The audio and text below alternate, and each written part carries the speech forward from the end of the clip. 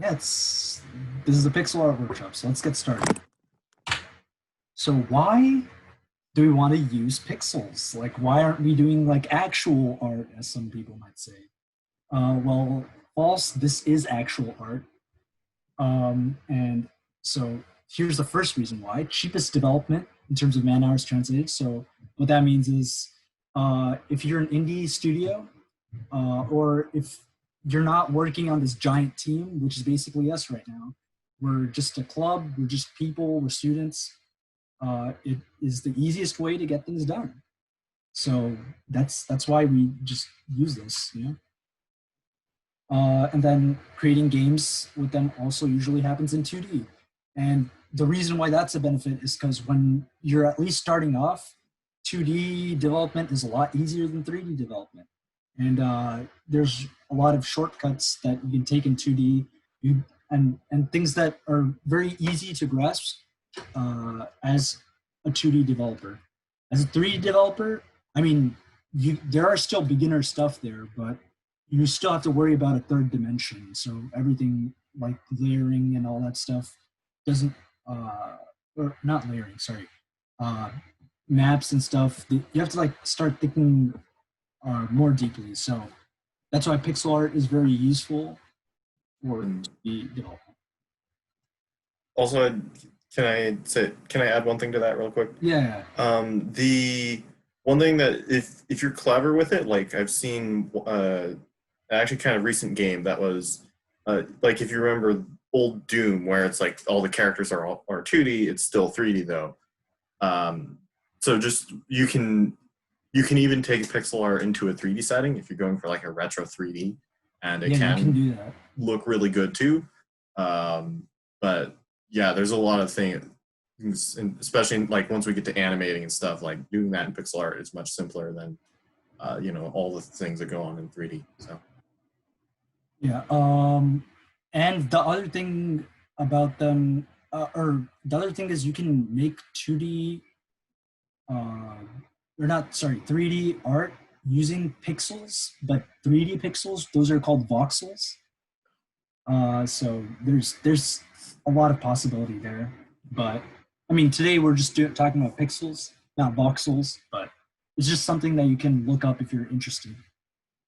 And then finally, they can look really good.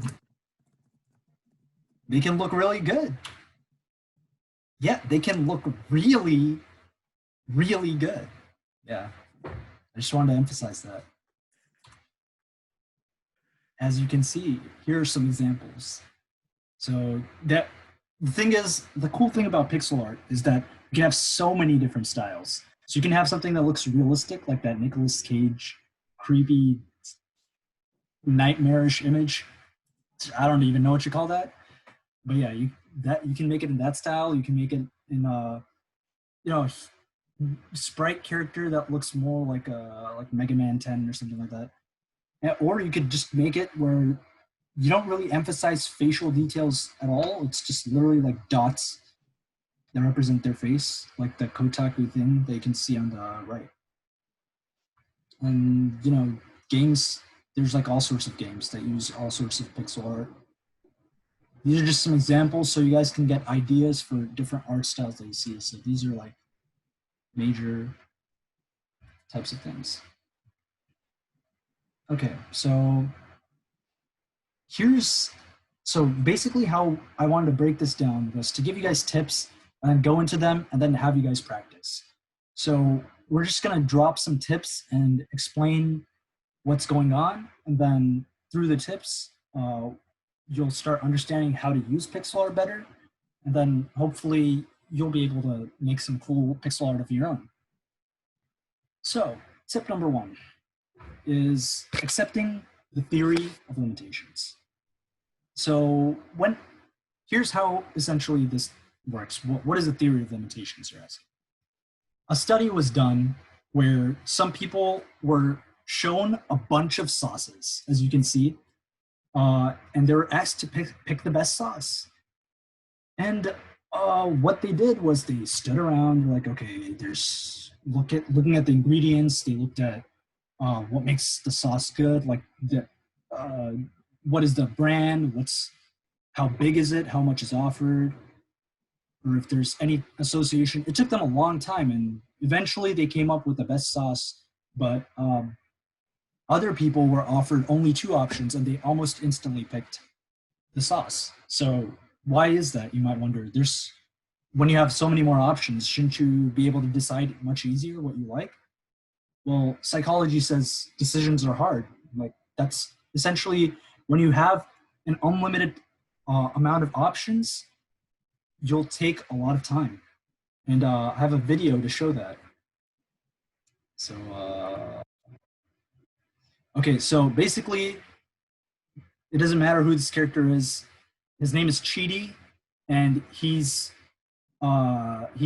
trying to pick a soccer team. He has a flashback about picking a soccer team. Pick! Come on, Cheaty, pick someone! Don't pressure me, Uzo. I have to consider all the factors. Athletic strategies, the fragile egos of my classmates, and gender politics. Should I pick a girl as a gesture towards women's equality? Or is that pandering? Or do I think it's pandering because of my limited male point of view? I'm vexed, Uzo, vexed. You're always vexed. Just pick. Okay. Be easier to sort. Okay, yeah, basically, you got the point. There's a lot of decisions. You don't know what to do. You don't know what to pick. And the reason this applies to pixel art is because when you're first shown anything, there's a program with 1,000 colors in a very large canvas. And it can be overwhelming. Tell them, Daniel, what was your first experience when you opened a pixel art program? Well, actually, my first experience was trying to do it in GIMP, and that isn't even a pixel art program. It's just an image editor, and you do just get everything, and it's very overwhelming. But then, like, when you're, eventually, though, like, as I started to mess around more with the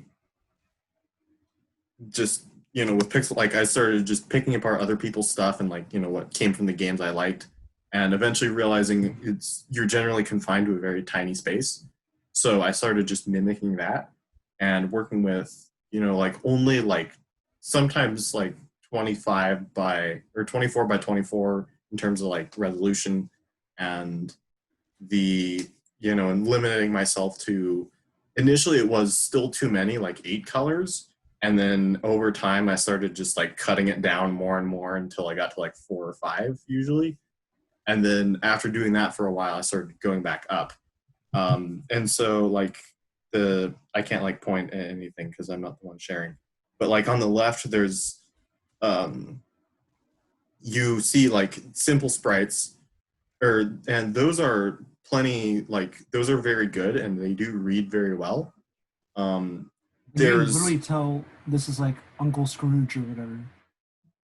Yeah, like it's pretty clear, like, and like the left one is definitely a witch and stuff, and so like this is plenty good, and like there's been several, and like during the NES era, lots of sprites and games that follow that style, like the Mega Man games all do, but then also like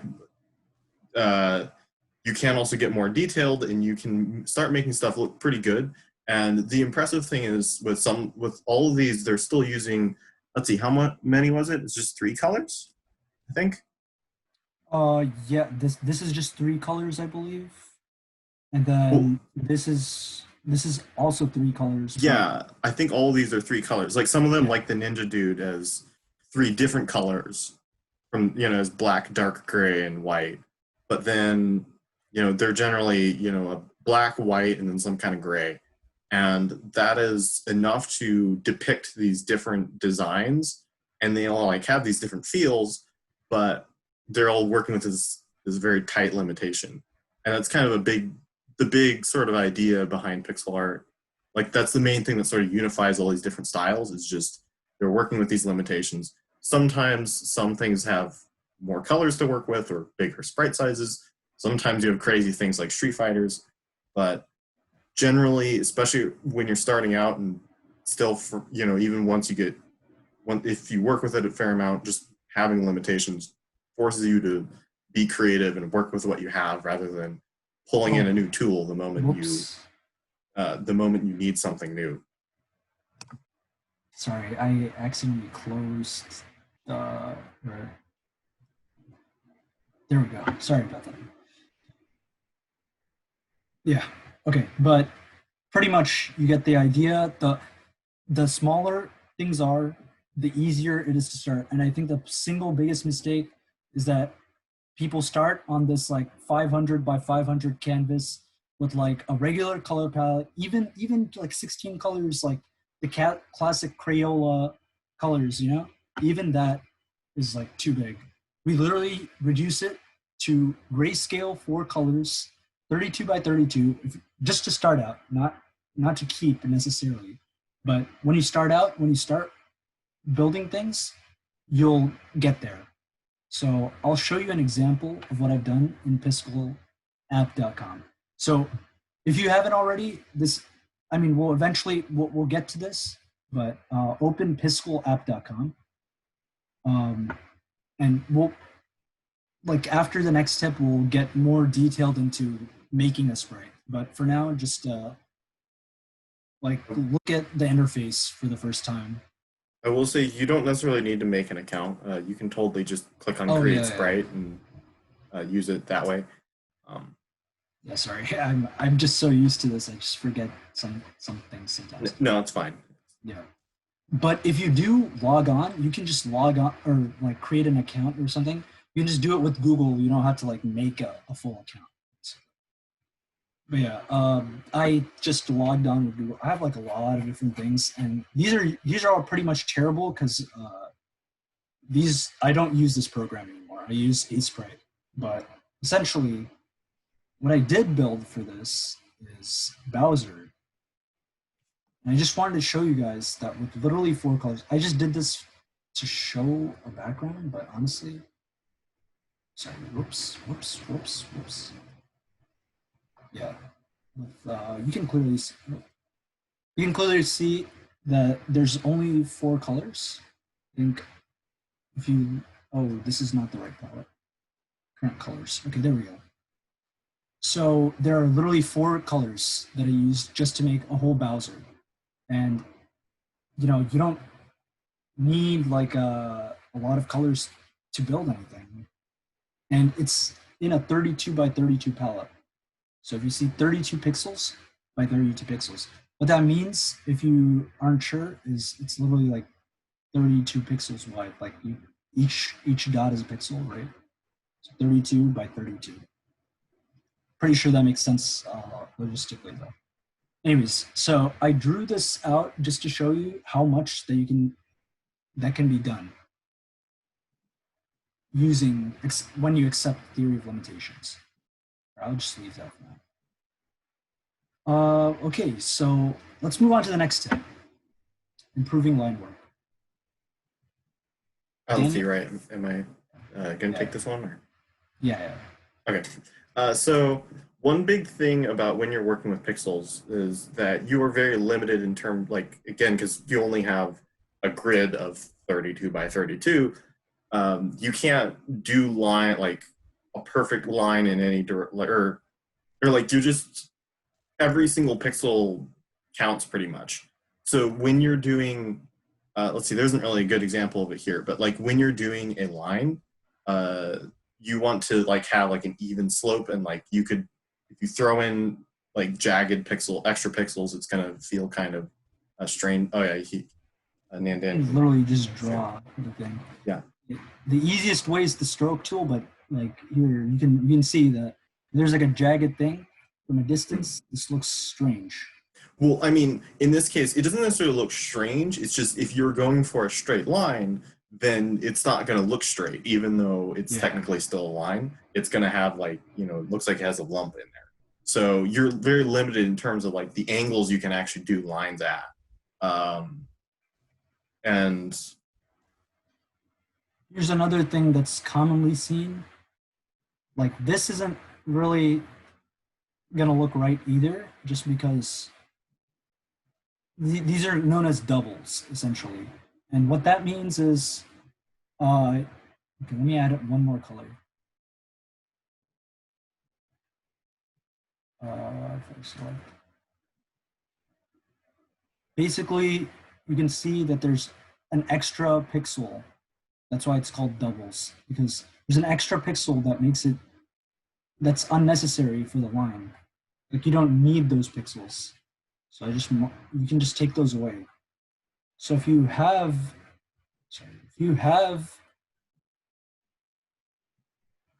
pixels like this, right? You have a line, and then you have an extra pixel there. You can make it look pretty bad just because you don't need that. That's like a double.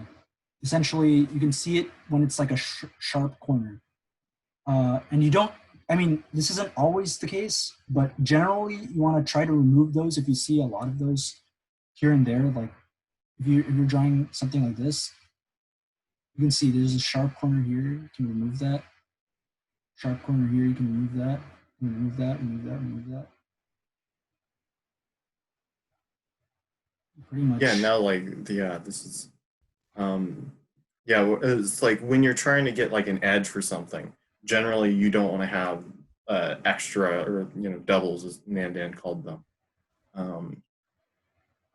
And like this is just like a big part of like a bigger theme of like when you're working with pixels, you just have so few to work with that having these extras here and there makes it feel kind of awkward and messy. I mean, unless that's what you're going for, but generally focus on keeping things clean at first. And then also what we do see in that slide though is there's the like at the, say in the middle with the middle check mark, there's that gradual curve there, whereas and that is done mostly by like you ease in, so like you have your flat line and then you bend it for 2 pixels and then you go diagonal for a ways, like you kind of ease it around, and that's like there's and then on that slide though there's also a case of like where you didn't quite do that and then it makes it like it's kind of hard to describe how it feels, but like once you actually get to working with it, you'll kind of be able to tell when it doesn't feel quite right. Look at how this looks like a curve, right? And the way you can tell this is with 4 pixels across, 1, 2, 3, 4. And this is with 3, I can't really draw 4. Yeah, well, like it goes 4, 3, 2, 1, and then starts dropping down and goes 2, 3, 4. So like it eases in and then out again. And that's how you get like a gradual curve. You could also technically, if you want a sharper one, do this. It's like a sharper edge, so it looks like a shoulder or something like that. But the point is, you don't want to go 4 and then 3. Look at how strange it looks. Generally, like it's when you're going for gradual curves or like you kind of want to try to keep that in mind, that whole ease in and out kind of thing. Let's see, what else can we go back to the slide unless you have more to show. Do we want to talk about anti-aliasing at this point? I'll just tell you what it is, because you might see this in settings for games too. So anti-aliasing or anti-aliasing is essentially this technique that occurs where things look smoother because of slight blurring, I guess, is the best way I can describe it. Oops. Did you need add a new color? Like yeah, I should be adding colors. I don't know why I'm not doing that. Okay. So now that I have these colors,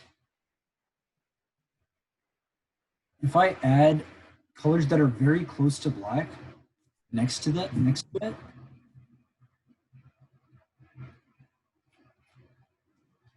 this isn't a good, wait a minute. Probably should have like longer. Let's see.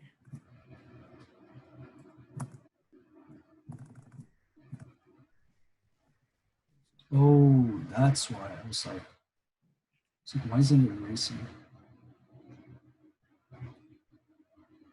And then if I take this and then go a little lighter than that,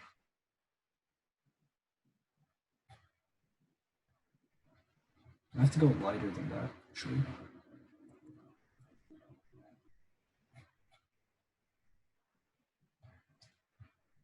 I'm not that great at it, but let me see if I can find a good example. Yeah, I mean, an example might be the fastest. But also, like, I think I can throw together something kind of quick. So you can see here. Oh, whoops! I was not trying to. You can see that once he added those dark blue pixels in there, it starts looking a little smoother from a distance.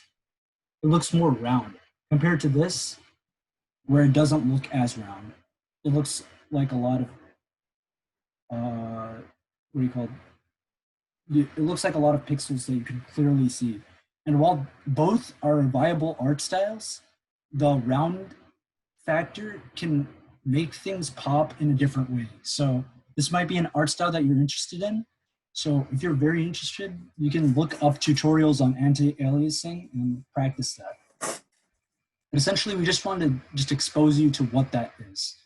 So if you add that in, it can make line work look really nice.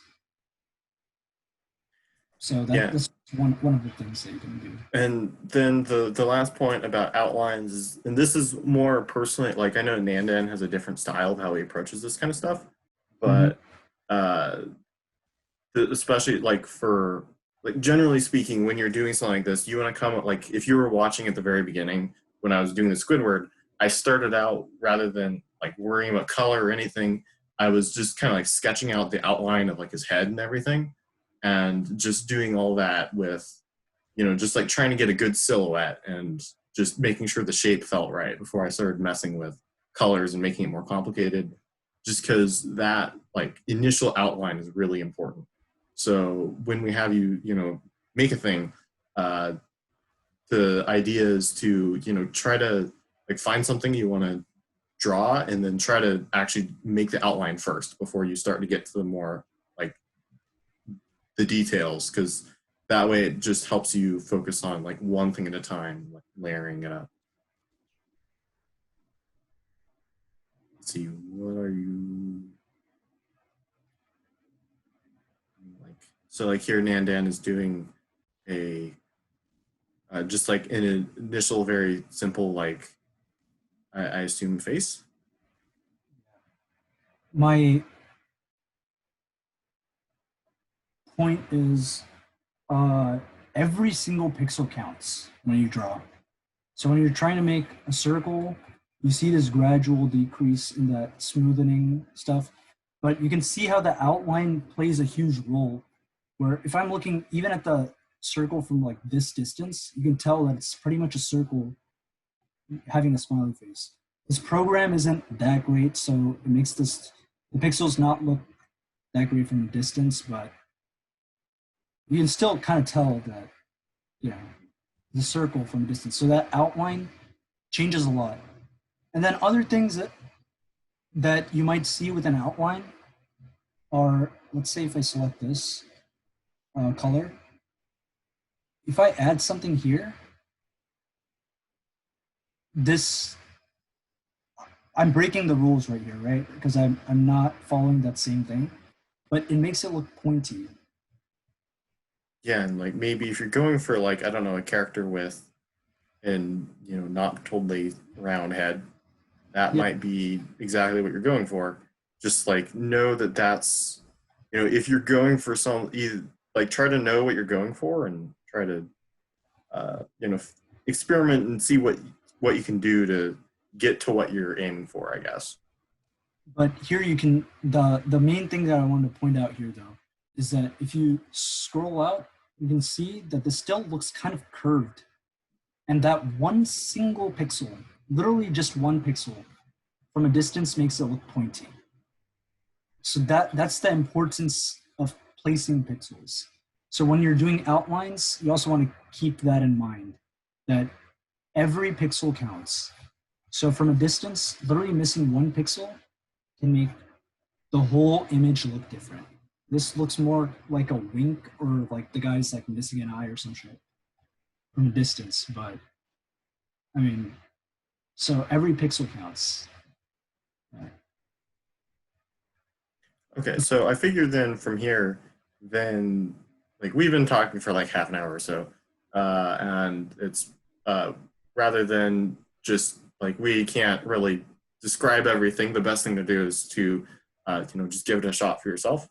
So I don't know. What do you say, Nandan? Do you think we should? Yep. Do you have That's anything else to perfect. add before we have them make some stuff? Nope. Let's make some stuff. Okay. So you can either Google Piskel if you want to follow along. Google it. I'm also going to drop a link in the chat. Piscolapp.com, basically. And it is, just all runs in your browser, so it is very easy to just, pop it open and start making some stuff. You just click Create Sprite, and you jump into. Probably looks more like this, though. Yeah, and so for now, let's see. When you make, I think by default it gives you like a 32 by 32 something or image. Yeah. So if you look at this at the right side, it says resize. You can see that it says 32 by 32. So let's first try to work within this restriction, because like I talked about, the theory of limitations. So let's limit. Can I share? I have it open in like a fresh tab, and there's something I do want to show first. Let me stop screen sharing. Okay.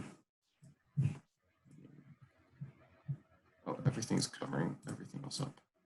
So this is essentially what it looks, or let me back up.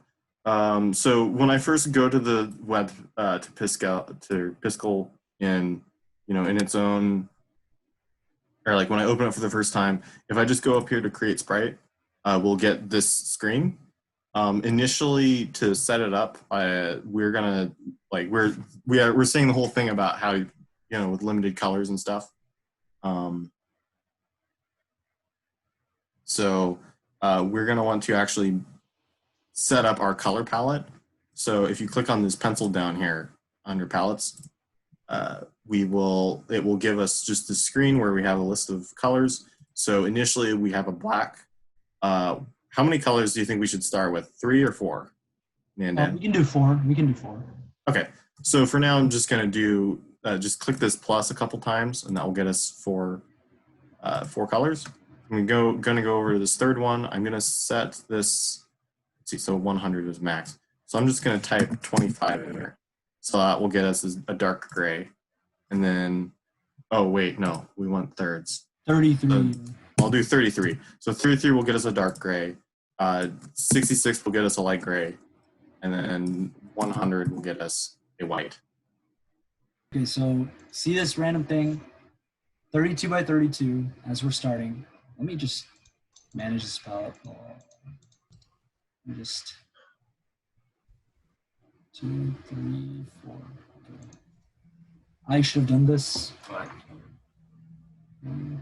how do I add more space to this? Is that a thing? What do you mean by adding more space? I'm drawing something, but a 32 by 32, but I don't have enough room. Is it possible to make it bigger? That's the challenge. You see that? That's why we're limiting you right now. Oh, okay. Yeah, so you totally could make it bigger. Like Piskel has that support for that, but the bigger you make it, then the harder it is to manage. So yeah. I would say, try representing it a little smaller. You're not going to be able to you're probably not going to be able to represent every single detail. You're going to need to, skip some things or simplify some things. But and that's where pixel art is special. So an eye, you might not have eyelashes, or you might be able to represent an eyelash with 1 pixel like that. So you see that the smaller it is, the more challenging it is. So we're trying to get you used to this so that when you get good enough, it will expand. What I mean to say is you will expand your canvas, you will make it bigger. But when you start off, you want to know the importance of placing pixels, because how it will look from a distance is really important. Oops. Okay, so first off, let me explain these tools. Oh yeah, that's important. Yeah, so there's a pen tool, it's just to draw. There's no like pencil or pen, like it's just the same thing. It's just painting in pixels. Uh, then there's the selection tool, where you can just select areas, and then you can just press the delete key to delete them. If you want to, the other thing that you can do with the selection tool, if you select, you can press Control C to copy, and then you have to kind of move the box to where you want, and then Control V to paste. You can't paste and then move, which is kind of weird. That's just how Piscal works.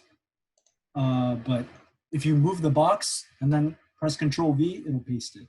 So you can do things like that if you want to duplicate something. You could also, if you just want to move something, you can select it, Control X.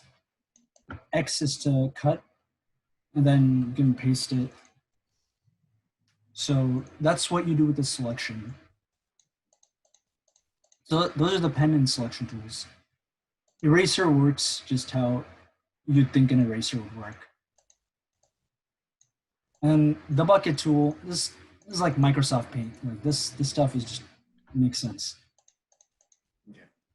Okay, the more unique tools are vertical mirror pen. So this is something where if you draw something, it'll be reflected on the side. And when you hover over these, you can actually see different options. So over here, it says Control to use the horizontal axis. So if I press Control, it uses horizontal instead of vertical. And then if I press Shift, it uses both. So both horizontal and vertical. So you can make symmetrical designs and things like this. Or if you have like if you want to make like a bunch of sun rays or something like that. Oops.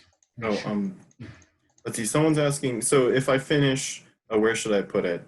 At the moment, this is more like at the Practice. end. We will have something more for that, but initially, this is just for we just want you guys to try making something. So like if you want to share it with us, we can share a You screen. can put it in the Discord if you want. Like, Yeah, or you can put it in Discord. What you do with it is up to you. Someone's asking, can I make my sprite 8x8? By all means, go ahead if you want to. Yeah, if you want to limit yourself more, go ahead. Yeah, like from my experience doing, let's see, actually I have something open. From my experience doing 8x8 is very, very limiting, but you definitely can. I've made a game where every single sprite was 8x8, and it is, you really have to think differently when you're doing things that way. Yeah, so that's the challenge with pixel art. Here's the tip.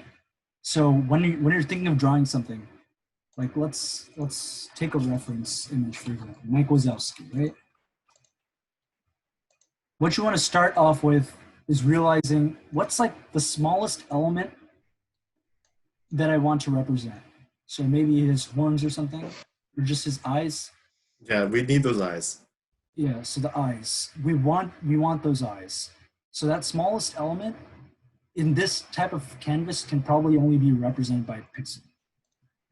So when you think about that, you kind of think about the overall size of the image. You don't need to draw those first. I'm just trying to show that, okay, that's probably the size. Then how I generally start out, which is kind of different than how Daniel starts out, is I make a silhouette. So in this case, you can, because Mike Wazowski's is a lot easier. Oh, let me change one more setting here.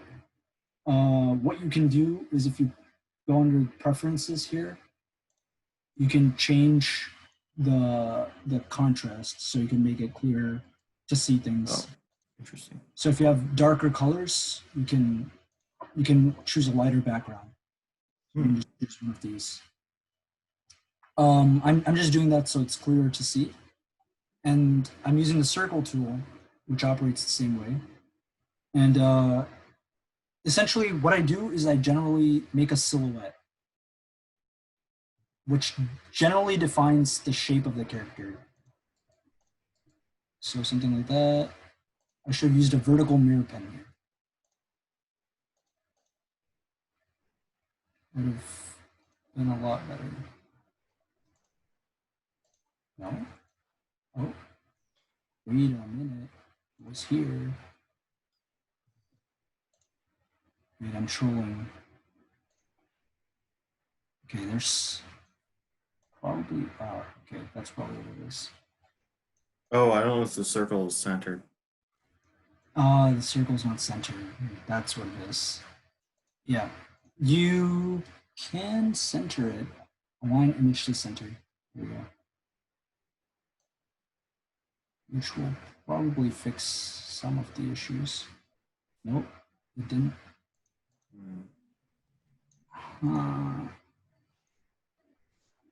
Okay.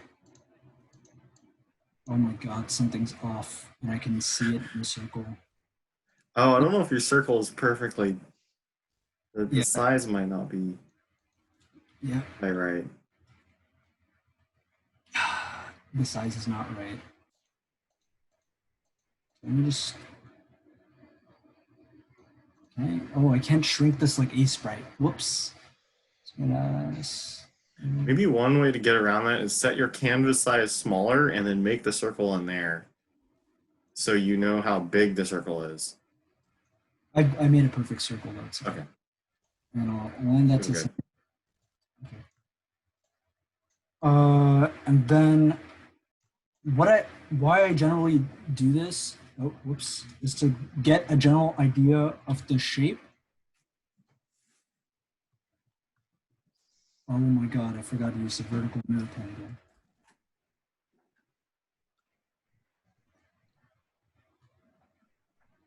Oh, this still isn't centered.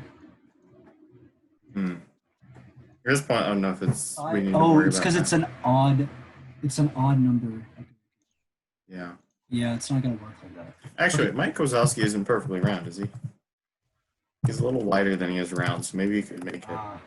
He's not make the right. circle a But little yeah. wider. Okay, that's a little too. Okay, the point I'm trying to make is that once I make a silhouette, I have a better idea of where things go. And that's essentially how I started my Bowser. So if I go back to, oh, it's loading, okay. If I go to Bowser, I started with an all black silhouette. And then I started dropping in like the colors, the curves. And you can see the curves here. I kept it the same consistently throughout 1, 2, 1, 2, 1, 2, 1, 2, 1, 2. Then when it got down, I dropped it to 1. And this still isn't perfect. I could improve upon this. But you can see how it looks like a natural curve. And those are the techniques that I'm trying to get you guys to practice, because it's part of it's kind of challenging to do, but it starts making it look nicer.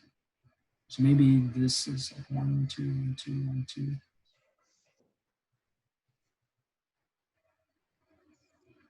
Just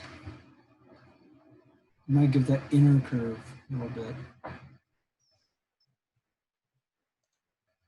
It's a little too narrow. This would have been for a smaller circle. Either way, once you get that silhouette going, then you can drop in stuff like lights or lighter. Oops, lighter. Oh wait, what am I doing? Doesn't he have one eye? Wait, this one has 2 eyes. Okay.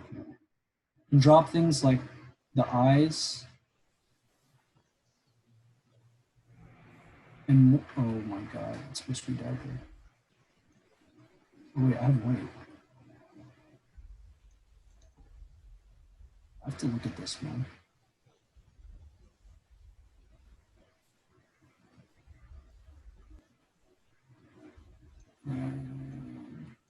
Okay, one thing that is handy, once you have your color palette set up, you can swap between colors using the number keys. Wow. Yeah, I don't use Piscal too much, as you can see. Yeah, I mean, in A Sprite, it's a different, the way you switch is different, but here that's how it works.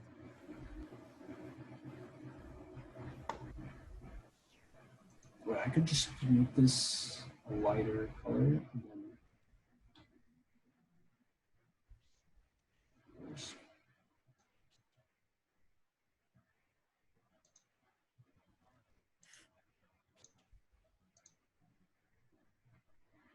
It's too close.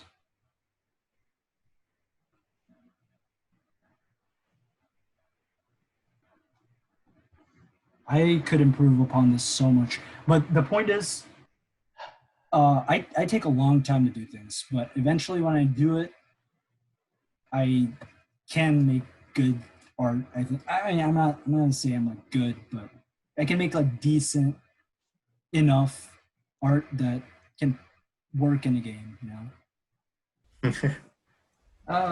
This whole thing is like I have to scrap it. And that's the thing. I scrap things a lot. Oh, whoops. I just did something on accident. I scrap things a lot, but oh my god, I did the rectangle too. But when I eventually get through it, so I don't know. I'm not currently in the state of mind. Well, I could give it a stab if you want. Sure, if you want to do it. Also, somebody has to go. Thank you for coming. Oh, thank you for coming. And we will be. There's still more stuff, by the way. Yeah, there's still more stuff. I'm just saying for the. Yeah, I need to not say it like that because it sounds like we're leaving, which we're not. We still have more stuff to go through, and we still have like, we're not quite done, but we will also be putting up the recording of this when it is ready. But let's see. We want our. Let me give this Mike Wazowski thing a shot, and I'm going to just share my whole screen. Can you highlight a group of pixels and resize them, or rotate a selection outside of 90 degrees? So Piscal app is, as they say, free. Therefore, no. So free in this case is a synonym for limited or something, or? In this case, yes. Yeah, I mean, also that being said though, even with a more powerful tool, you still don't really see much in the way of like fancy rotations, mostly because rotating something in pixel art, like you can, since they're all squares, you can, if I take a, let me do this thing. If I take a, like if I have a shape here, and if I want to rotate this, I can just redraw it like that. I can do a 90-degree turn. But it gets much more complicated, say if I want to rotate it 45 degrees, now I need to do like this, like I can kind of do this.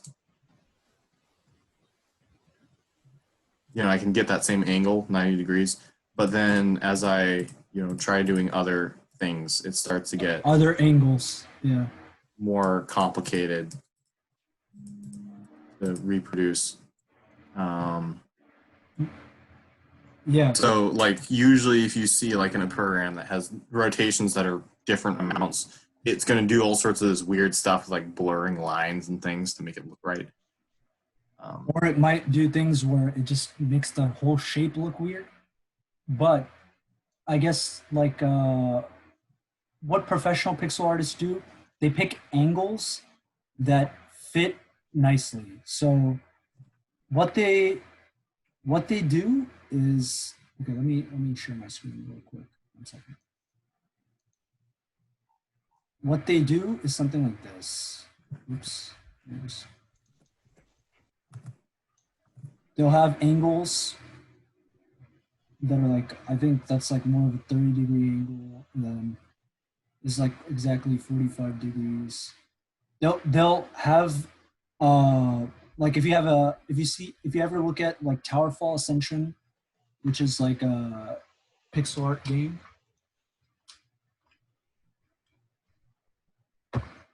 Their arrows will shoot in different directions, but if you look at like diagonals and stuff, it won't. Let's see if I can find. Yeah, it'll be at a nice diagonal. You won't get like. You can't get one that's like slightly between those angles. You know what I'm saying? They're drawn in about, I think 1, 2, 3, 4, 5, 6, 7, 8. So there's like 8 angles, and that they're drawn at, like either at 90-degree angles or like 45-degree angles, and then maybe one more between each of those. But there's not much more than that because it destroys the image in a way that it doesn't look diagonal anymore. It distorts it. So when you're drawing, you don't want to think about rotating an image. You want to think about drawing it in a way that it looks well represented by pixel art, essentially. Let's see. I'm trying to find the arrow sprites for Towerfall because just having that as a to demonstrate it would be useful, but I'm not sure where it is in these sprite sheets. Yeah.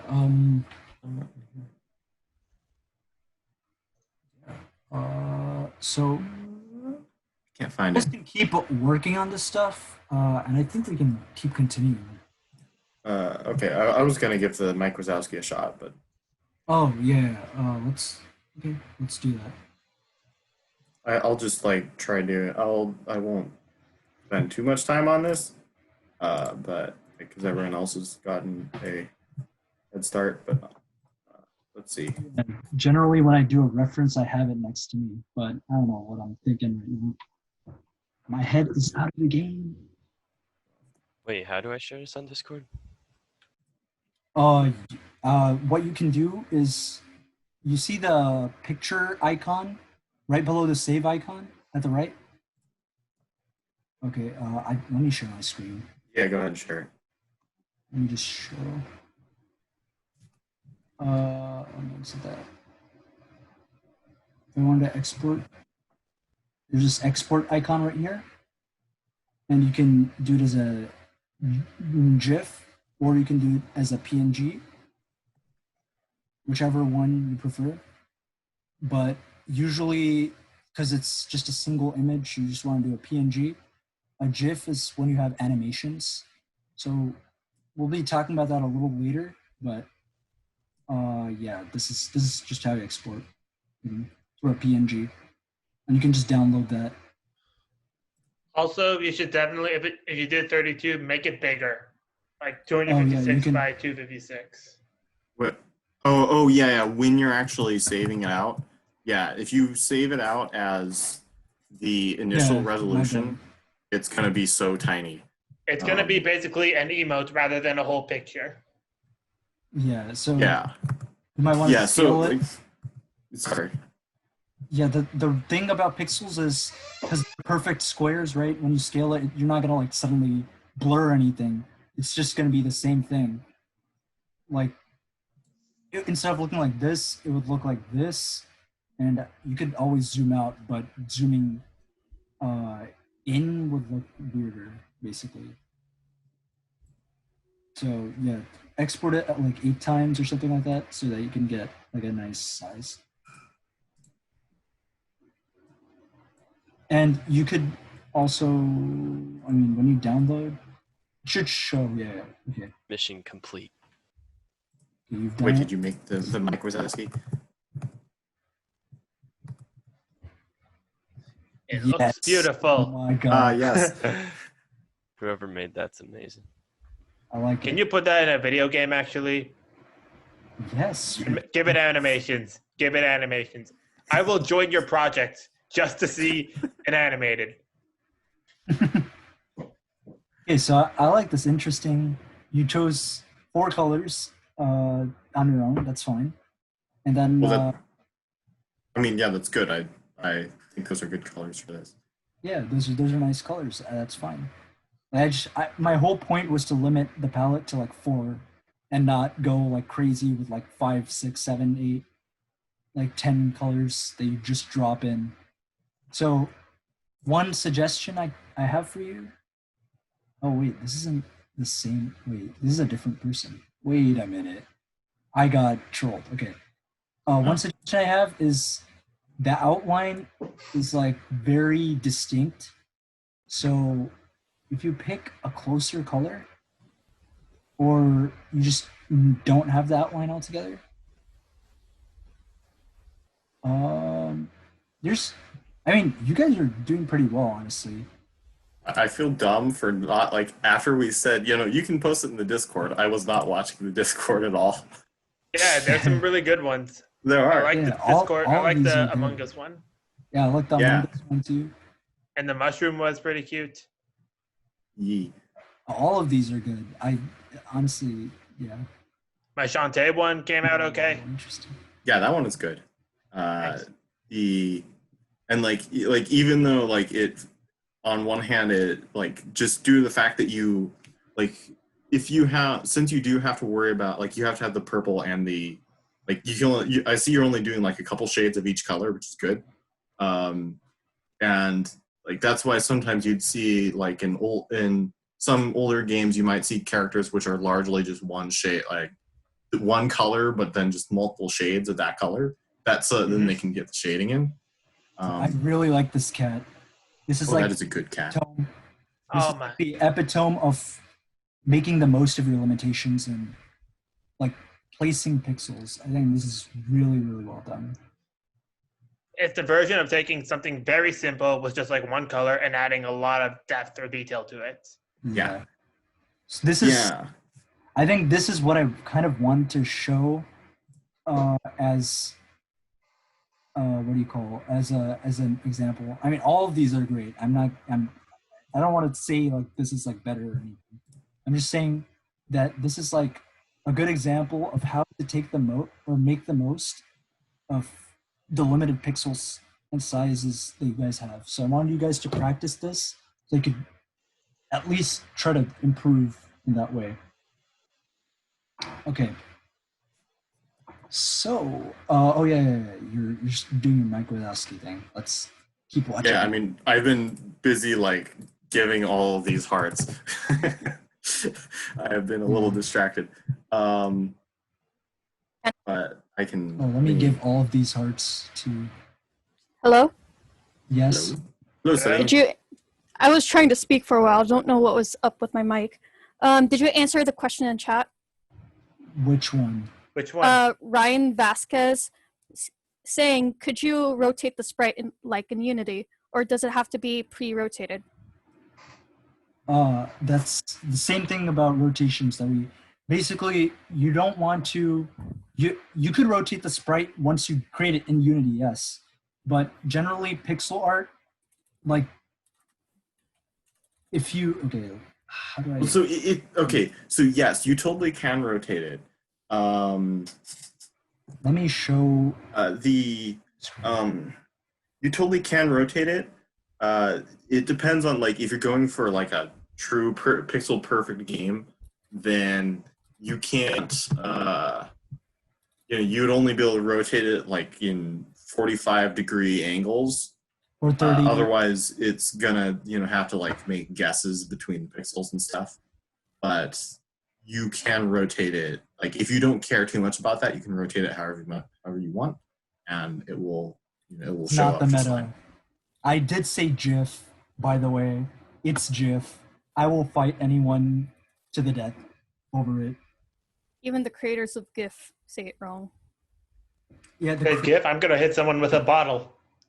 the creator said it's GIF, so GIF. Oh, I'm sorry, Mr. Giraffical. Do you say NASA instead of NASA? Oh, it's alphabetical. Can't argue with that. Can't argue with that. So I don't know, just say the way I like to use GIFs. They're just handy. I pronounce G as G. But My name Jonah does not start with a G. This we knew like miles away that this would come up at some point today. We will not let it be. It's okay. No, it's fine because Daniel says GIF and we just mess around and it's a balance. So I say GIF says GIF, so you can get mad at both of us. Basically, you're gonna hate one of us, and that's okay. Eventually, I'm gonna hate both. True. Sorry. True. That's fine. I like you, Pete. I like you too. Thank you. Okay, but yeah, so if you see right here for the rotating thing, by the way, you see that when when I rotate, technically, the line, there's still like the square itself is still in this direction. But in Unity, when you rotate, it's gonna look literally, okay, if I represented a pixel square, how can I do this? I can't even do that. Nope. If I exported this, and no, I'm not gonna do this in Unity right now. Okay, basically, if you imagine a diamond, nope, not that kind of diamond. Rhombus, is that the word? Oh, rhombus is more of a, okay, imagine this is flattened a little bit so it looks like a square but rotated. That's essentially how it would look in Unity for all the squares. Does that make sense?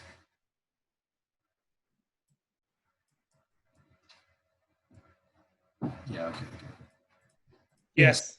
You could technically do that, but then that's not really the same thing as if you're trying to rotate an image while you're drawing it. That's not gonna be too good, essentially. It would be better to just draw it in that direction. But what if you could just lasso onto something and just rotate it physically? Would that work? Okay, here's technically yes, in Sprite that does work. I just want to be wary about that though. Just because when you do rotate it, which I'll show you in a second, some advantages do exist in Sprite, so we'll see in a second. Let's see if Sprite loads today. It's because Steam isn't open. Do I have a problem if I'm a little afraid of the thing I'm making? Okay, let me just make a new one. If I do this, I can go and select all this. And I can rotate. But you see how it loses its specialty, like, because these squares themselves don't rotate.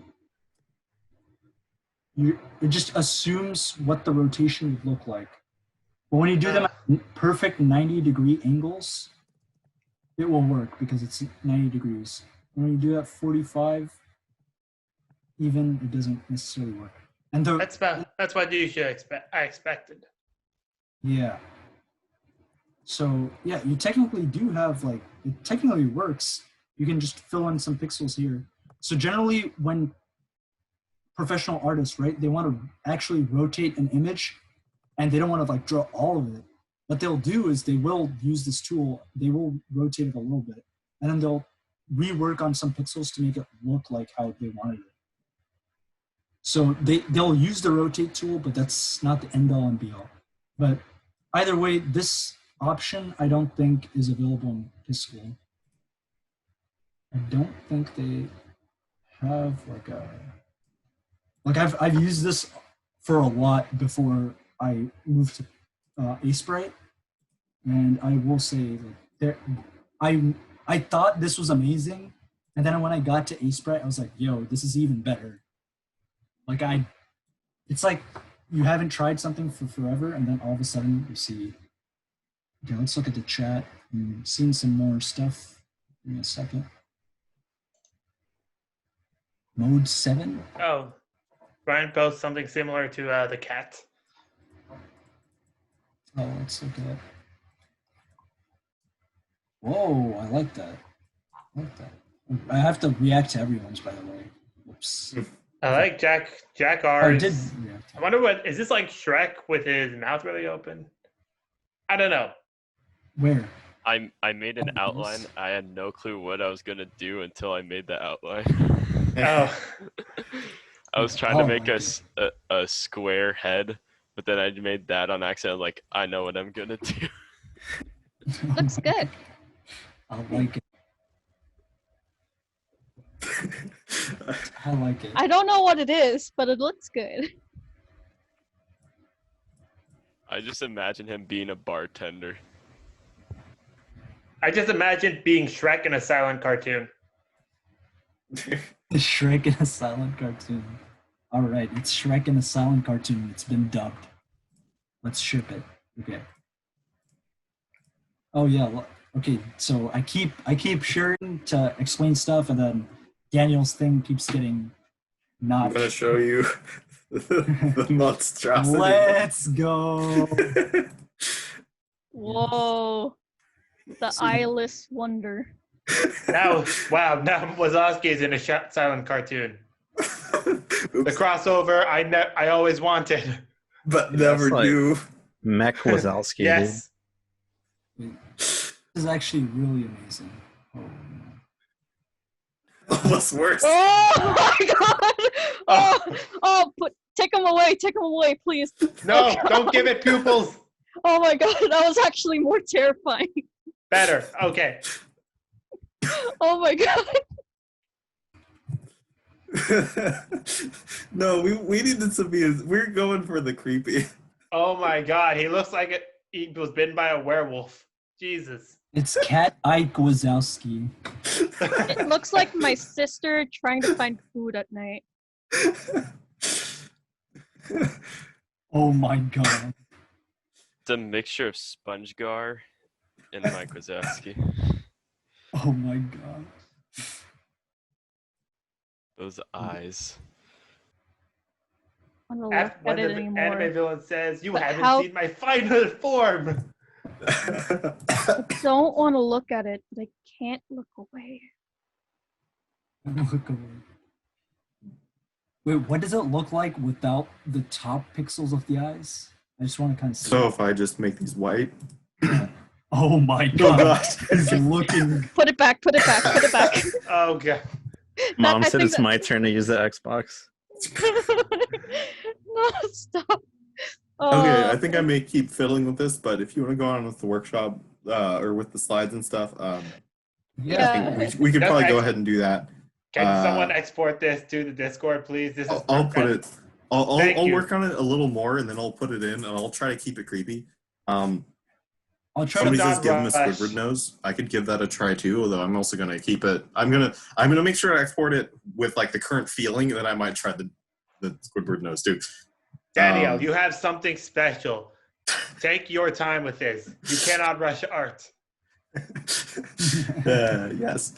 I need to be right back. I really need to grab some water, but I will. Yeah, just give me a minute. All right, let's give I'm gonna get a Nandan. drink. Let's give Nandan our full attention. So, just make sure you guys mute yourselves so we don't have like random background noises. Oh yeah. So we cool. All right. So okay, let's go back to this boring stuff. Okay, not really boring stuff, but if we take a look, we're gonna look at colors now because everything was in black and white, or at least limited to 4 colors. Now we're gonna look at having a good color palette. So one way you can do that is just steal someone's color palette. I mean use. Yeah. I mean use. Yeah. You can use something like this to download a PNG file that you can import into Piskel, which I'll show in a little bit. Or you can use something where they have palettes already. This is a famous one. And you can have things like this, like exactly 8 colors, exactly 20 colors. So if you want to start slowly, if you start at 4 colors, right? And you want to increase it slightly, maybe like 8 colors, to have slightly more shades. You can see how people work on things. So you can set it like this, or you can set any number of colors and sort it by whatever A through Z downloads. Oh, I usually sort it by downloads and see what is the most popular. Like, I really like these colors. Oh my god, some of this pixel art.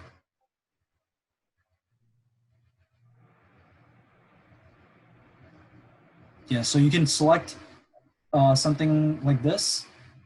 So let me just go with Let me just go with an 8-color palette. And go by downloads. And then, yeah, let me.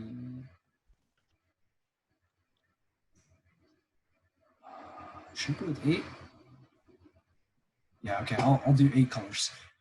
And I'll download as a PNG.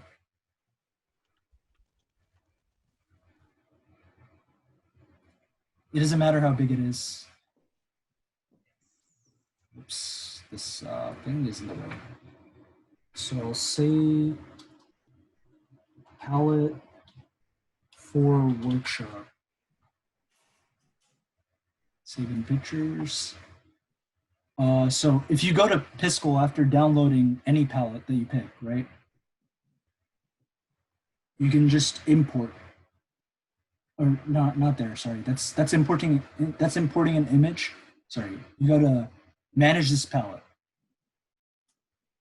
And then am I doing this wrong? Wait 1 second. Create a new palette. Oh, there we go. Sorry. You don't go to manage this palette, you go to create a new palette. That's what it was. And then you import from file. And then you can go to where you saved that file. It was palette for workshop. There we go. And you get the colors in. It just detects the PNG and finds all the colors in the PNG and puts them in for you. So you don't even have to worry about it. And then if you have something in 4 colors, I don't know what you might have. You can start dropping in color and shades. And essentially, I'm gonna go more into shading and all that stuff in a minute, but essentially what you can do is use a palette like that. Another thing that you can do is make your own palette.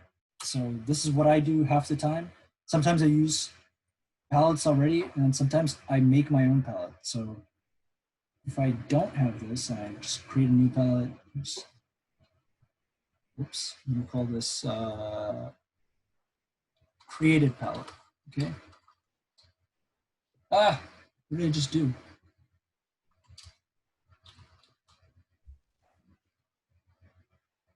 Oh, let me check if there's chat stuff real quick.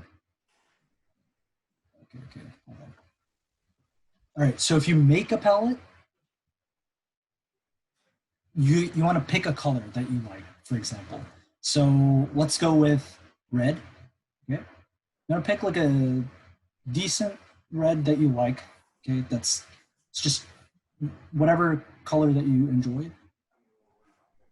Once you lay that out, you want different shades and highlights for that. Normally what people do, and this I see all the time, they'll literally just move the thing lighter and move the thing darker. They'll say, oh yeah, those are my reds. It just doesn't look good though. And the reason this is because our eyes, when they look at light, usually sunlight has hues. So what happens is that when you have a color like this, just adjusting the lightness, the value of it, making it darker and lighter, isn't gonna make it look better. What you wanna do to make another one, to make a darker shade, is once you clone it, you have this H, S, and V. And that stands for hue, saturation, and value. So the reason we're looking at all 3 of these is because changing them changes a lot. So when you change the hue and you shift it towards a certain direction, it'll make things look different. So if I shift this red towards purple, right? Then I darken, and then I increase the saturation. You can see this is like a darker shade, but it's not the exact same, but it looks a lot nicer. Because that's naturally how we perceive things. Like darker things will shift towards the darker areas of the spectrum.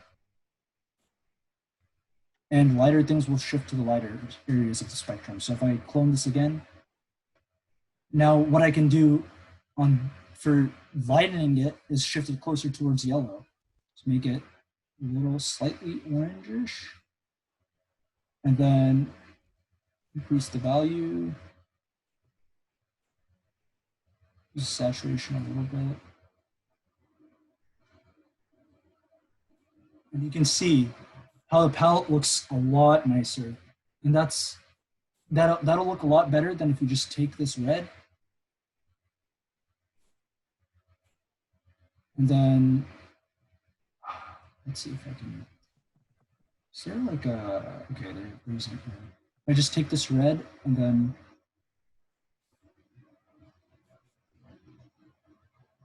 I just like darken the value. Oops, that's not dark enough.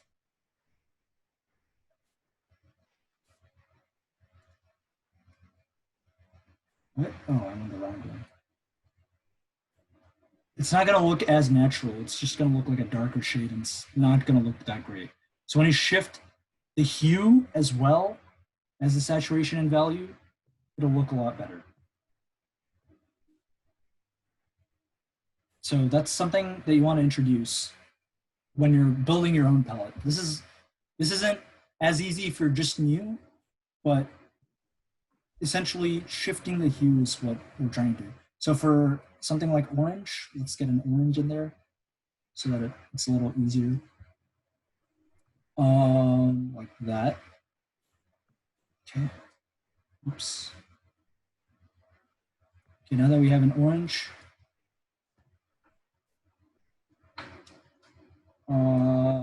we can add in and shift it towards yellow a little bit and make it a little brighter, less saturated. Oh gosh. So this is probably a little too light. Maybe the shift is strong. Oh, whoops, I'm not adjusting the right one. Cancel. Sorry, just maybe slightly. Yeah, slightly. You can see that it looks really nice like that. And what you'll see is when there's like an actual palette, the dark shade of a yellow can be the light shade of an orange. And that's how colors are naturally in the environment. Different colors blend together. So the lightness of an orange is the darkness of a yellow. And there's other colors like that I can find. Like a dark purple can look like the dark shade of a red and stuff like that. It depends on the shade of the purple. This isn't the right shade. But depending on the colors, you can have, let me see if I can find a palette. Soft Milk 32, I think is done. Whoops, I clicked maps. Oh my God. I think this is, so you can see the darkness of this green turns out the same as this darkness. And you can share colors like that. So a dark orange can be like a light red.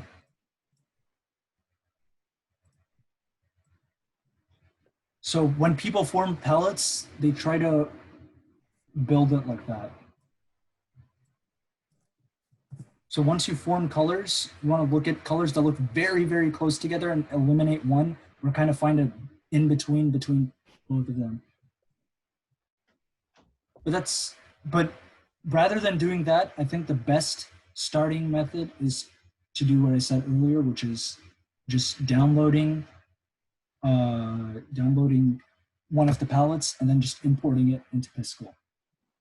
Yeah, it's especially when, like, if you're trying to go for like replicating a style that's already been done, or if you just really like a palette, just using that as a starting point is totally fine. Very nice lipstick colors. Interesting. I guess you could. I don't know. But yeah, essentially, yeah, it's all about light.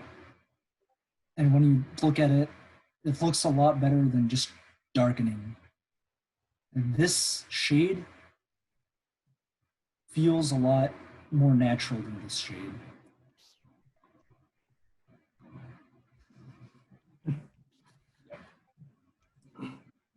Gotta get the right blends. Yep. Hue, saturation, value. That's like a nice method. Oh, here it is. Okay, this is soft mode. You can see how things are shared in between. This tan shade uses these. Yeah. Anyways, that's making a palette. So let's look at including light and shadow. So why would you make a palette, you might ask? Well, you have the different shades in there, and now you can add in light and shadow. And the best thing that I can say about this, oops, I'm not even presenting that, is using references and studying light on objects. If you want a skull, don't go and find an actual skull. Like literally look at images of skulls, place them light, and look at round, like for example, look at what it's made of. This is a sphere, right? So look at spheres under light, and look at something like what is like different shapes. Like this is like a really flat cylinder type thing, and then you might have this like a sideways cylinder, and you put those shapes together to get the light. So you want to, this is mostly done through reference. I can't explain that any better than that because it comes through practice and then looking and practice and looking at general shapes and lighting until you eventually it looks natural. I'm sorry. You good, Daniel? Yeah, you good? You're turning red. This Mike Wazowski is. Daniel, We'll check you're in. turning red. Have you been looking at your artwork this whole time? I've been working on it. We'll check in a minute. No, it's not. Not ready. Daniel, send it to Okay, me, it's not. and then we'll see how bad it is. Continue, Nandan. Two things that you want to focus on are lighting direction and style. So lighting direction, it's just literally the area the light shines from. So you might have it from the left diagonal, the right diagonal. You just kind of want to adjust based on where you think the light's going to fall. And then you want to look at references once again for that. And the other thing, which is style, isn't necessarily based on reference, based on how styles are done. So if you look at the two bunnies right here, the right bunny has sections where you just shade different light sources. And whereas the bunny on the left side, you can see it's using this pattern that looks like a checkerboard, and that's known as dithering. So if you're curious, let me write that in the chat. Whoops. Oh yeah, I forgot. I have to do it. Dithering. So you might see that tool on some stuff. Sprite has it. The reason I haven't talked about it is because I wanted to show you guys after talking about this. You can see this pretty much perfectly dithers whatever you want. And when you put that together with shades, it gives this interesting patterned effect. And you can, if you look at the bunnies, right, from a distance, look at the texture this provides and the smoothness this provides. You might be going for this art style, or you might be going for this art style. Like, it depends on what you want. I know there's an Indiana Jones pixel game. I forgot the exact name of it. But they have a lot of dithering styles there. You'll see a lot of it in this game. I don't know, can you guys see that?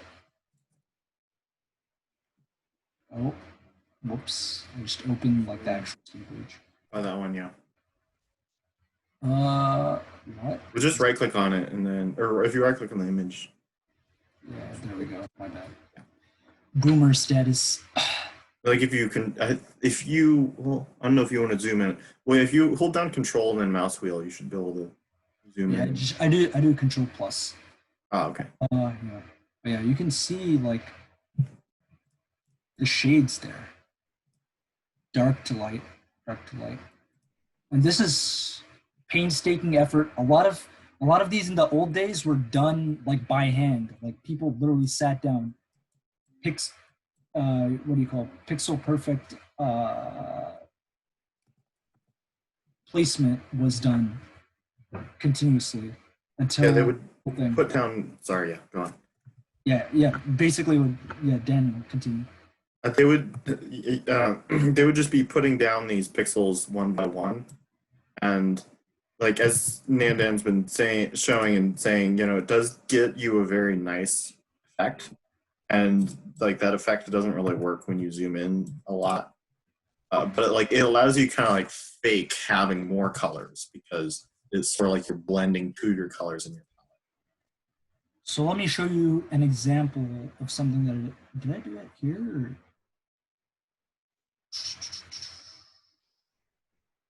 Yeah, there we go. So I made this mountain thing with shades. So this is literally using two colors.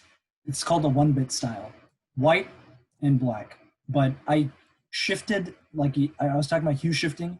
I shifted this more towards purple, and this is a very, very light green. So green and purple are complementary colors. You can look up color theory if you're ever interested, but there's like a lot in that. But yeah, they go really well together. Either way, it doesn't even look green just due to the fact that it's just such a contrast and it's such a light green that it doesn't really even look green. To prove it, there you go. That's how light it is. Anyways, once I drew out the textures or whatever, I wanted to make shades. So the way you do that, again, is dithering. If you have less colors, but if you have more colors, you can still do dithering, or you can choose to just drop it in like this in shades if you have more colors. So yeah, so those are different styles. We got something in chat.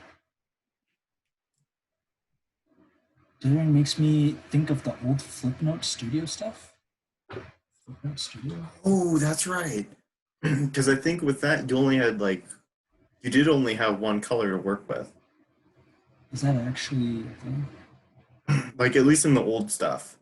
So then to get it looking like, you had shading, you would do almost like you'd have to dither it pretty much. Yeah, or, I mean, cross-hatching technically exists, which is like dropping in an X. But again, in pixel art, it literally is like a dither pretty much. Whoops. When you drop in X's, it's dithered. So might as well just drop them in together. But a lot of this stuff takes time. You're not gonna immediately see results. This thing that I drew took I don't know, several hours. Or not several, but like an hour and a half. And I'm not that great, so I'm not gonna suddenly make amazing pieces like that. But the more practice you have, and the more I practice too, it'll just start getting faster and better. And wait, doesn't this get into your next point too? Does it? On practice? That's not my next point. Oh wait, no, okay, that's a few points down. Never mind then. Yeah. Jumping ahead. Yeah. So yeah, that's pretty much what I have to say about lighting and color. So what you can do is if you made like a 4 color thing, right? if you chose to do it in black and white, if you chose to do it in color, you can add in using a palette or using what you want, and you can color it. So I kind of did that on my own before the workshop, but now's your chance to just kind of color the sprite that you have made already, or you can just make a completely new sprite and color it at a different size if you want. I just wanted to give you guys like a chance to experience that. Where you can see like I dropped in light, dropped in shadow of his arm would color it darker here. I just dropped in all sorts of light and shadow depending on where the light is falling from. So yeah, you guys can go ahead and do it. I can probably still fix some stuff here, but yeah. And if you don't know what to draw, Mike Wazowski. It's him. Yeah. Go check the Discord. Oh wait. Oh, check the Discord. Oh boy. Oh boy. Wait, what is the army is coming? Oh no. Check in the art channel. Okay, one second. I'm liking this one too. So we got some animation going on over here, by the way. There's an art channel. Yeah, there's an art channel. Am I blind?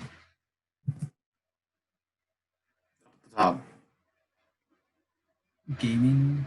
What? I'm showing it on the screen. Oh wow. I see a Scamus. I think if that is a Scamus, it looks good. Where is? Huh? Scroll up. Okay. Oh, it's grayed out. Oh my god. I didn't even know this existed. Holy shit. Well, it's probably because I muted a lot of channels. Yo, thank you for helping my 30-year-old self.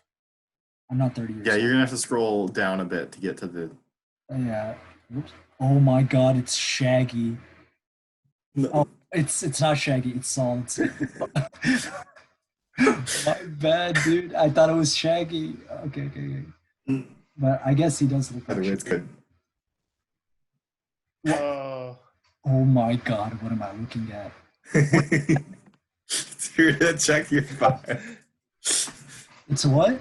He's here to check your vibe.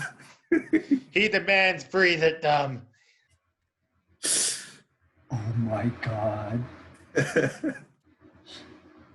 I'm scared as well. Speedrun pixel art. Try to make something in 3 minutes, but I think I fit. Oh, you didn't fail. Don't worry. Oh boy. Oh no. You died. He's swamped. That's an excellent segue into our next topic about animations. Yes. There we go. I mean, animating. Yay. So, the easiest way to show this is to literally just show it.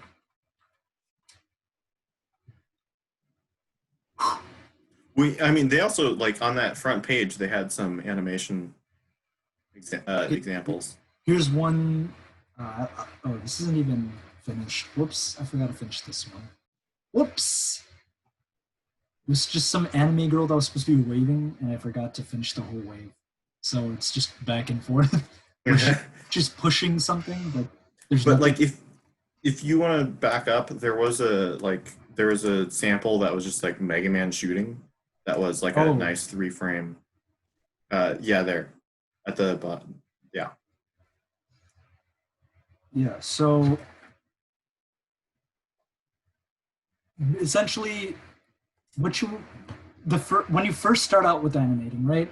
The simplest way you can do things is use small animation cycles, like 4 animation cycles. Again, limitations come here. Sorry, 4, not animation cycles. What am I saying? 4 frame and 4-frame cycle. Not bicycle. 4-frame walk cycle. There we go. So the simplest one is like that, and then there's literally Mega Man, like the old one. This is a 3-frame walk cycle. Let's see if I can. Yeah, there you look at this. There's like a in between one, then there's like a left arm out, and then there's like a right arm out. So left, in between, right, in between. And this looks like, I mean, obviously the animation's not as smooth as someone. Oh, here we go. This is actually a much better, or this is a much clearer one. But you can see the right arm's out. There's a passing one. Left arm's out, and then you can go back to the passing one. So what you can do is start. Oh no, you can't start it with that. Okay, you have to do this. So essentially, it's technically like having 4 frames, but 2 of them are the same. So you only drew 3 frames, and just swaps between them. So if we go to a sprite, let me just do a ball.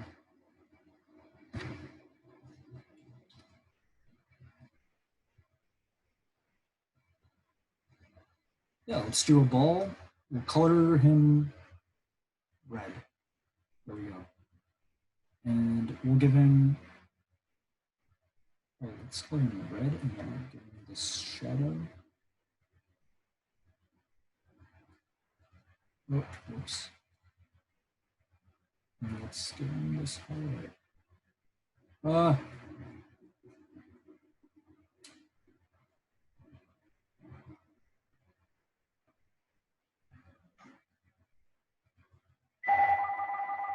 Oh my god.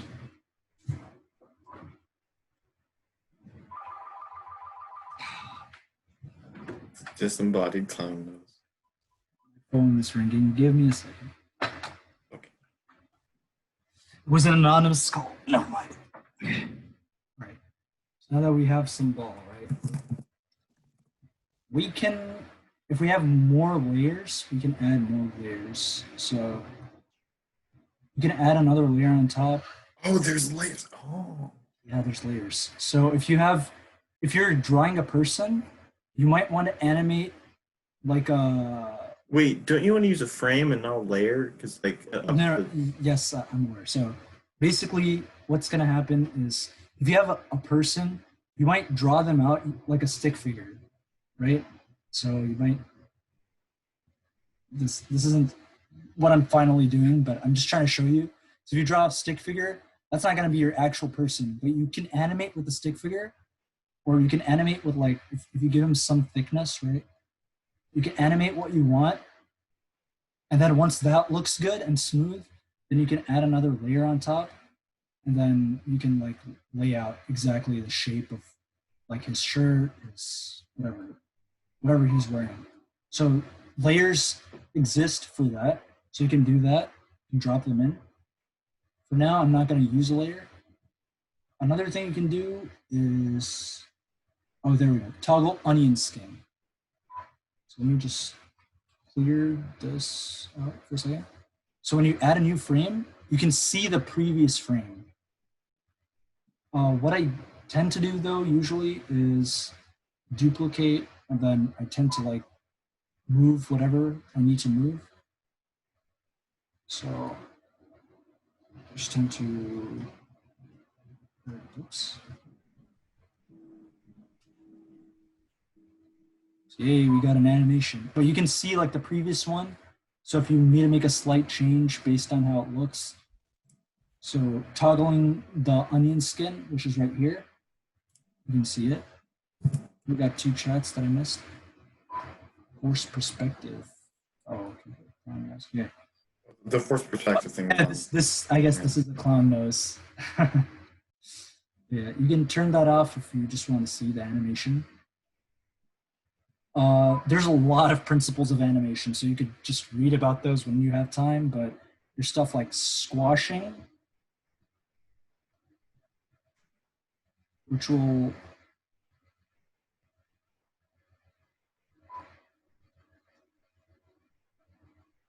which will work out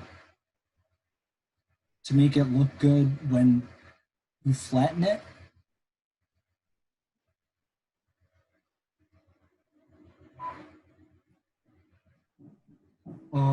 Obviously, it's not that great with the 2-frame, but if you look at a ball bouncing animation,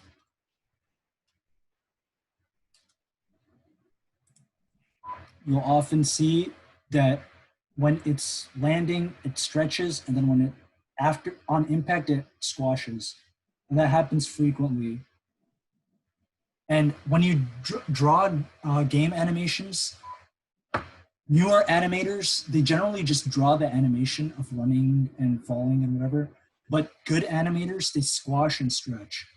So I'm not gonna say I'm a good animator or anything, but if you look at what I've drawn here, I squash my thing, and this you might think looks weird, but when it's happening in a series of frames, like you don't notice things like frame by frame. You know, people's eyes aren't watching every single frame unless they freeze it, you know?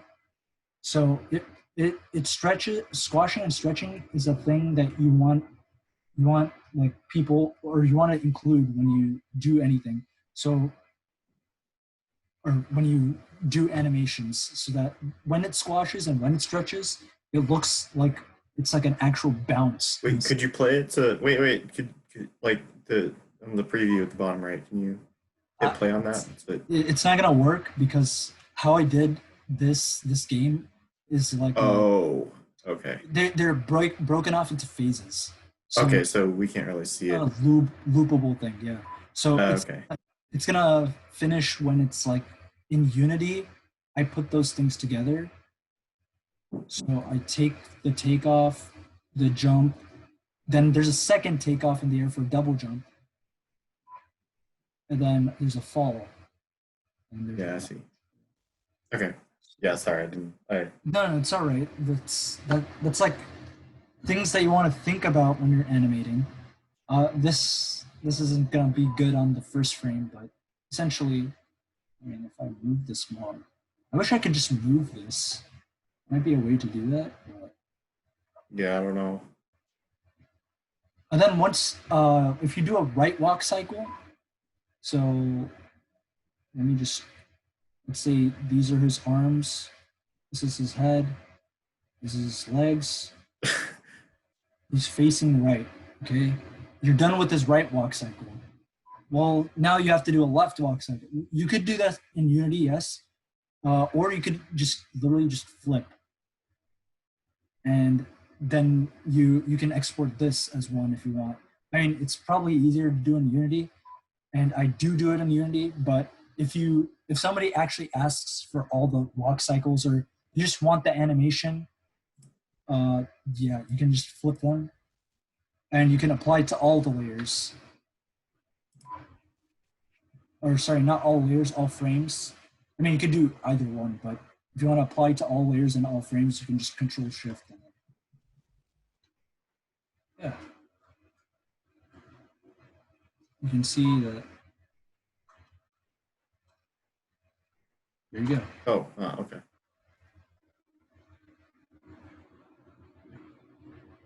But yeah.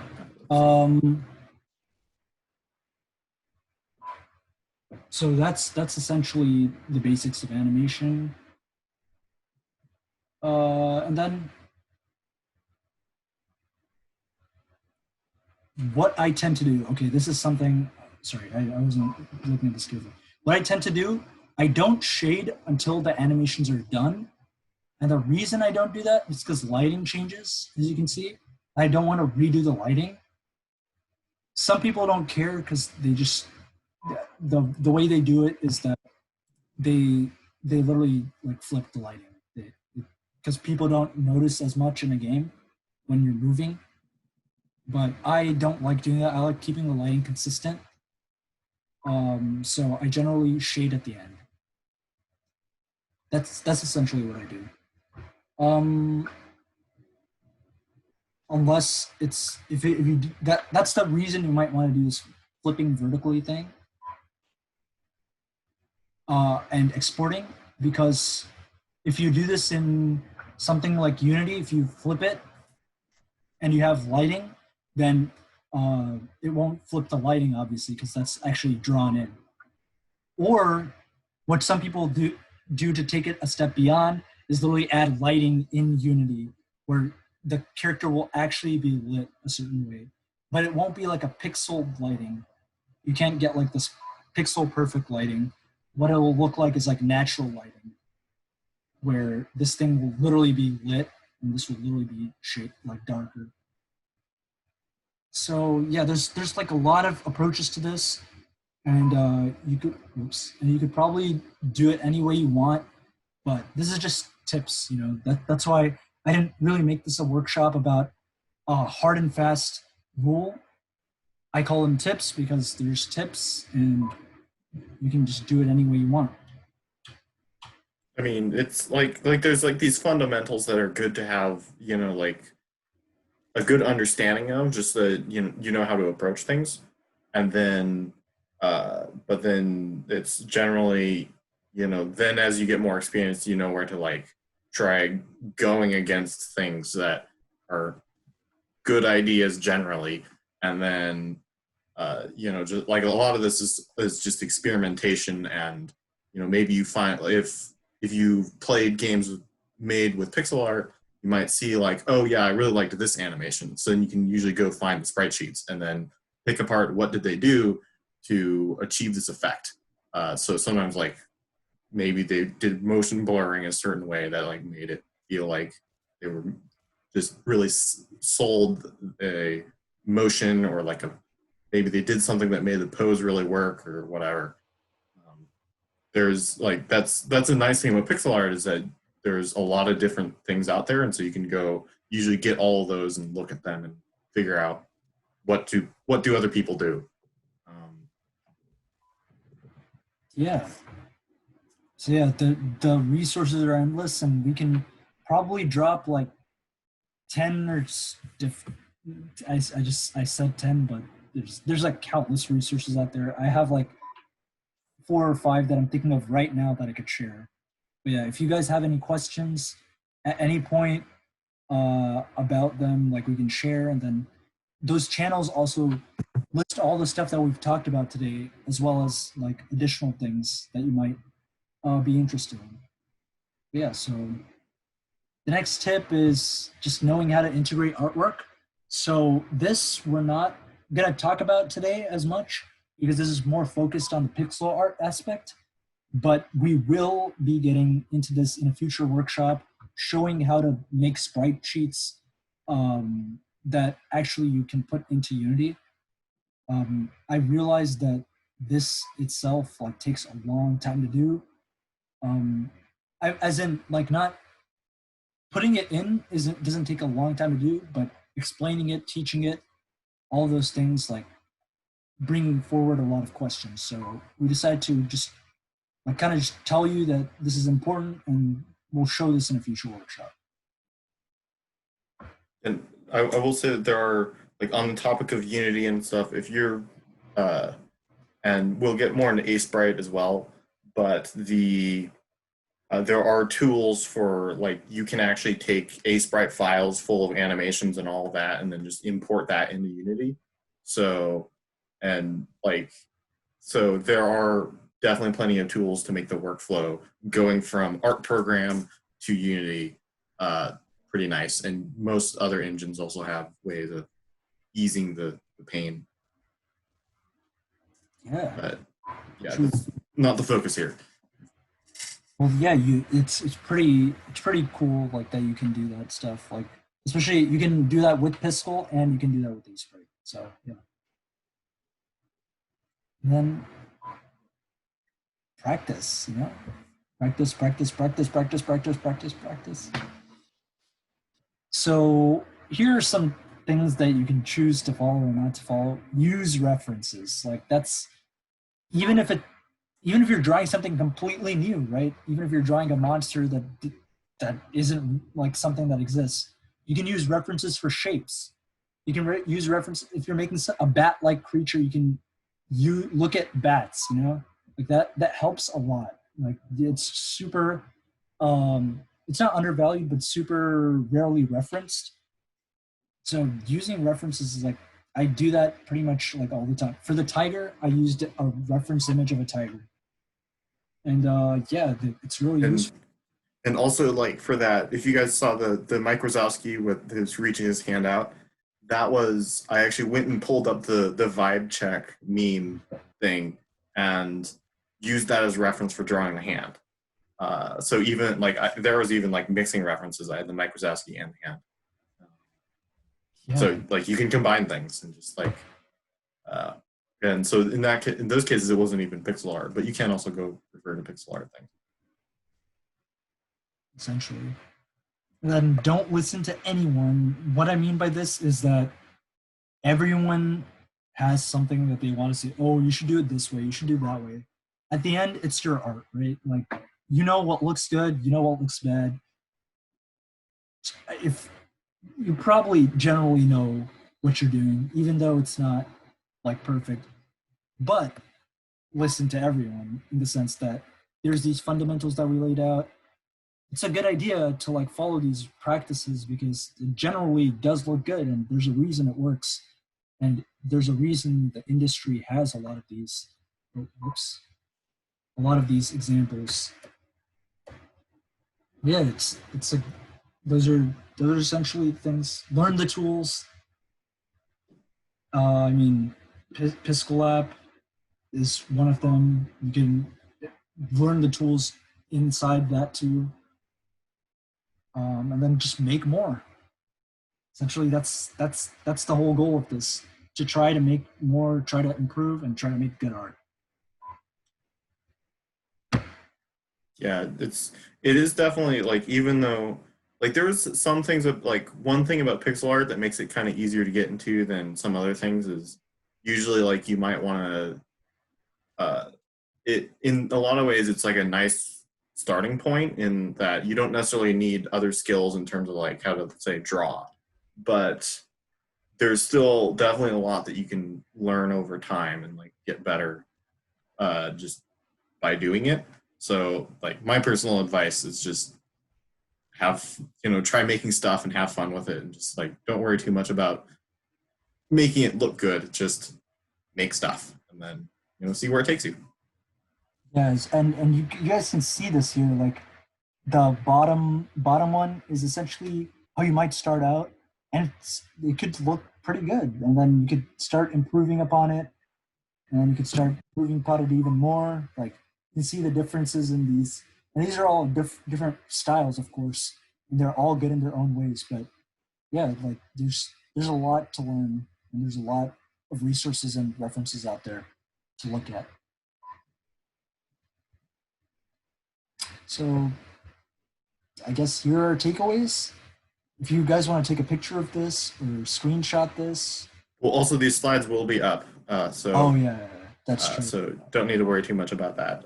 It's just like a nice summary of, there's start with limitations, try to work within those, try to have good lines and figure out how to make lines do what you want them to do.